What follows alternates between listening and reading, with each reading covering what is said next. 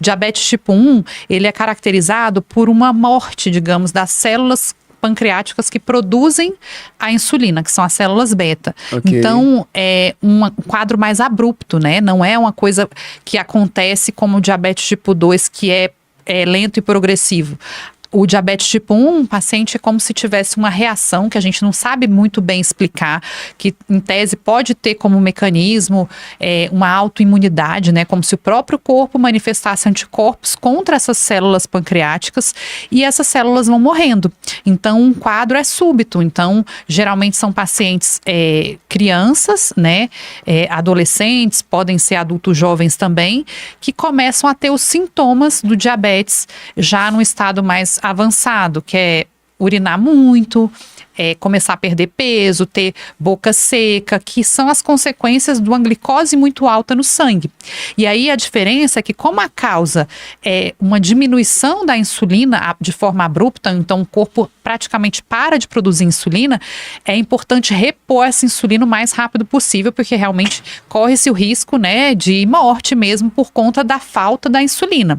Então o paciente pode inclusive entrar em coma, porque a glicose vai subindo muito e o corpo não tolera níveis muito elevados de glicemia.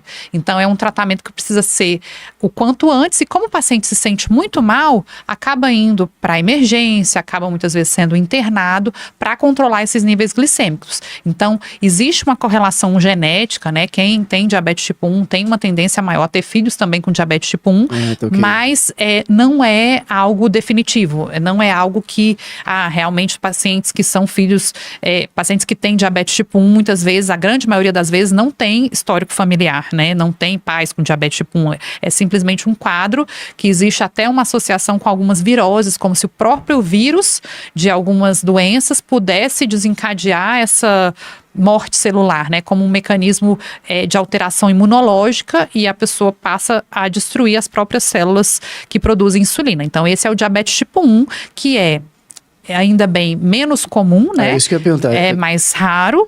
Quando a gente fala níveis de percentuais, a gente consegue ter mais ou menos uma ideia disso? Na verdade, assim, eu posso falar que mais de 95% dos quadros de diabetes é diabetes tipo 2. Mais de 95%, é a enorme maioria mesmo.